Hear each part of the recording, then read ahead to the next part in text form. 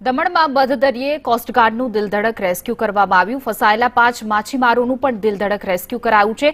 ભક્તિ સાઈ ફિશિંગ બોટમાં ફસાયા હતા માછીમારો। બોટમાં પાણી ભરાતા ફસાયા હતા માછીમારો।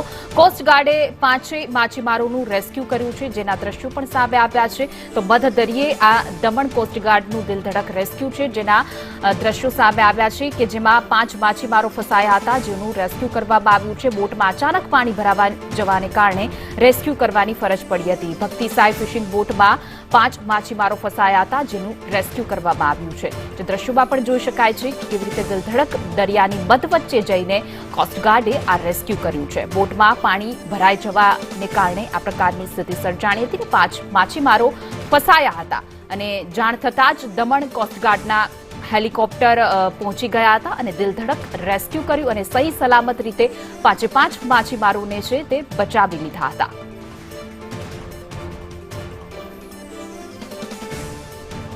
વધુ વિગતો સાથે અમારા સંવાદદાતા જાવેદ ખાન જોડાઈ ગયા છે। જાવેદ, સમગ્ર ઘટના કે જેમાં જોઈ શકાય છે દિલધડક રેસ્ક્યુ કરવામાં આવ્યું છે, હાલ માછીમારોને બચાવી લેવામાં આવ્યા છે।